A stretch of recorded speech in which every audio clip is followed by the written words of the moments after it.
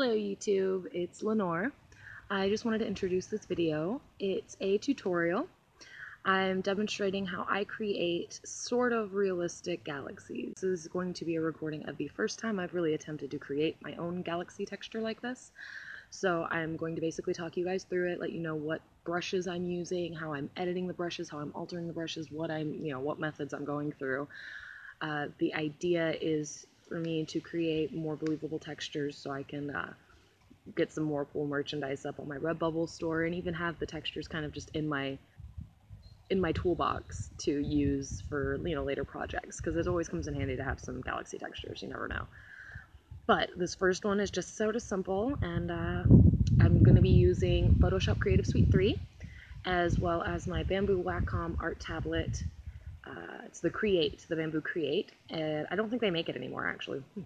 I really need some new equipment. My shit's pretty outdated. Anywho, here goes. Hopefully you guys will get the gist. If I leave anything out or you guys have any questions, don't hesitate to ask me in the comments below. All right, now the first thing you want to do is make sure that you have the background is black and that you're building your colors up on a new layer.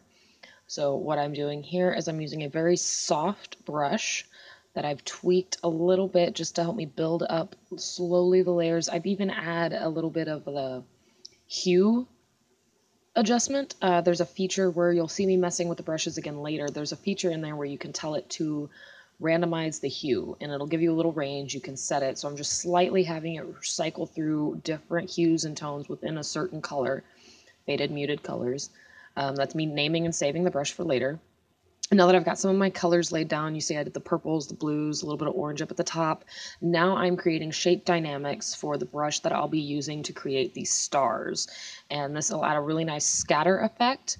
Make sure for authenticity that you have it affects, see, there's going to be a place where I'm going to actually do the opacity as well, where it's going to randomize, like jitter as what it calls the opacity. Here we go.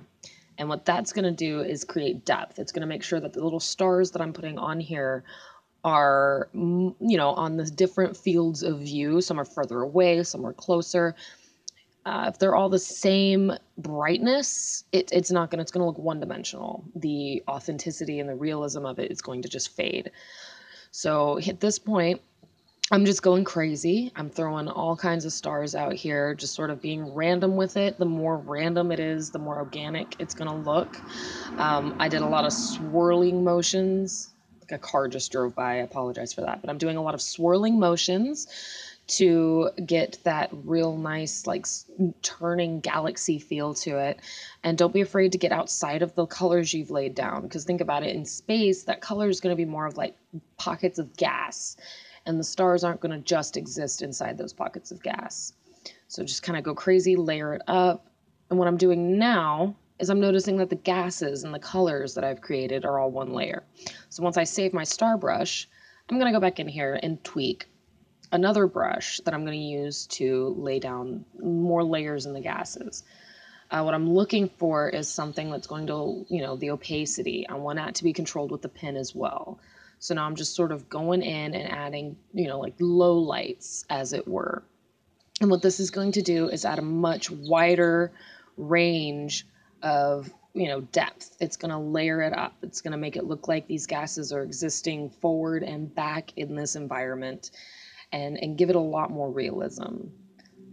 So as you can see, the way I tweak the brush, it's allowing me to build up the layers. And as the effect it's creating is I'm basically pushing these gases back. I'm pushing them farther away so that there's more space in between them. I'm giving it shape, movement, and as you can see, it's already looking a lot more realistic. In the little thumbnail, you can see smaller. It looks more like a picture of a galaxy. And the more you do this, and the different ones that the more I do this at this point, because I've tried it at least 2 more times since I've uploaded this video. This is the first time I've been doing this technique, which is why I was saving the brushes, because I'm going to want to do this again, obviously. This is really fun. And it's something where you have a lot of freedom. You can move it around. You're not making a copy of an existing galaxy. You're creating your own. So when you're done, you're going to have something sort of like this. As you can see, it looks a little bit like a real photo. much more realistic than the other stuff I've created in the past. So I'm pretty happy with it. And hopefully you guys are happy with this tutorial. If you have any questions, just let me know.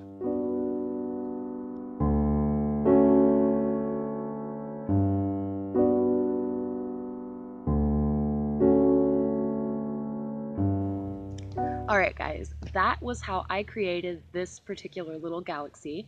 If you have any tips, tricks, or recommendations on how I could have done better or how others can do better with their own projects, feel free to leave that information right down in the comments. I love to hear from you guys.